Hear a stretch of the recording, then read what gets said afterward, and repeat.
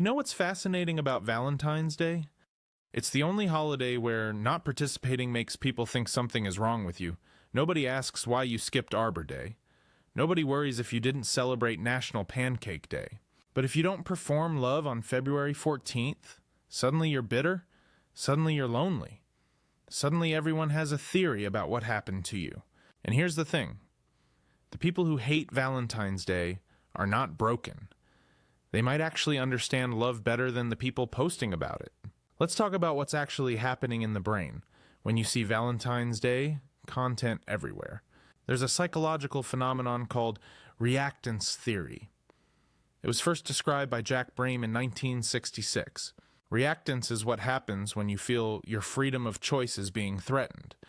When society tells you that you must feel romantic on this specific date, must buy these specific gifts, must perform affection in this specific way, your brain doesn't feel inspired. It feels controlled. And when a human brain feels controlled, it does the opposite.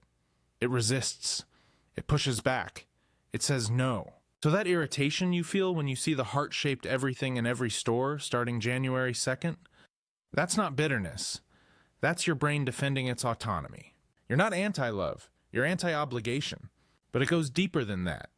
Researchers at the University of Toronto studied how commercialized expressions of love affect relationship satisfaction. And what they found is remarkable. Couples who felt pressured to celebrate Valentine's Day reported lower relationship satisfaction than couples who chose to express love spontaneously on random days throughout the year. Read that again. The holiday designed to celebrate love actually made people feel worse about their relationships. The reason is something psychologists call the over-justification effect. When you attach an external reward or obligation to something you already do naturally, the internal motivation decreases. You loved your partner on February 13th. You'll love them on February 15th. But on February 14th, that love becomes a performance. And performances are exhausting. Now here's where it gets really interesting. The people who hate Valentine's Day tend to share a specific set of psychological traits. They score higher on a measure called need for authenticity. This is exactly what it sounds like. It's a deep psychological need for things to be real. Not performed, not scripted, not scheduled on a calendar. These are the people who can tell when a compliment is genuine versus when someone is saying what they think they should say. They notice when a gesture is spontaneous versus when it's obligated. And Valentine's Day is essentially a holiday built entirely on obligation. Buy flowers because the calendar says so. Write a card because Hallmark says so. Post a photo because Instagram says so. For someone with a high need for authenticity, this doesn't feel like love. It feels like theater. And let's talk about the social comparison trap. On February 14th, your entire feed becomes a highlight reel of performed romance. Expensive dinners, giant teddy bears, paragraphs of public declarations that were clearly written for the audience, not the partner. Social psychologists call this festive social comparison. It's a specific type of comparison that only happens during holidays, and the research shows it hits single people hardest, obviously. But it also hits people in happy relationships who suddenly feel like their quiet, private love isn't enough because it doesn't look like the love on their timeline. Here's the quiet part. Some people who hate Valentine's Day hate it because they've loved deeply and lost.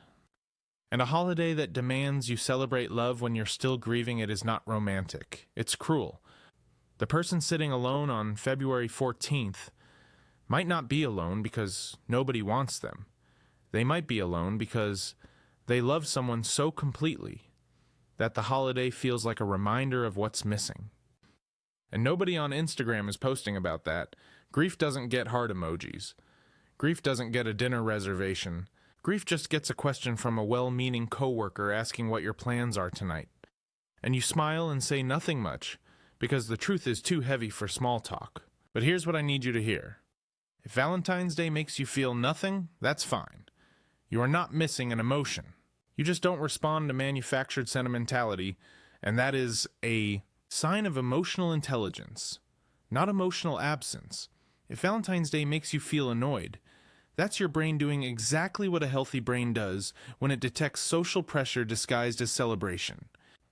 And if Valentine's Day makes you feel sad, that sadness is not weakness. That sadness is proof that you have loved in a way that mattered, and that is worth more than every teddy bear in every store window combined. The people who hate Valentine's Day don't hate love. They hate being told when to feel it, how to show it, and how much to spend on it. They want love to be real, quiet, unscheduled, unrehearsed. And honestly, that might be the most romantic thing of all. Now there's a specific reason why these same people tend to come alive after dark, when the noise stops and the world finally goes quiet. And psychologists say it reveals something surprising about how your brain actually works. That's what we're getting into next.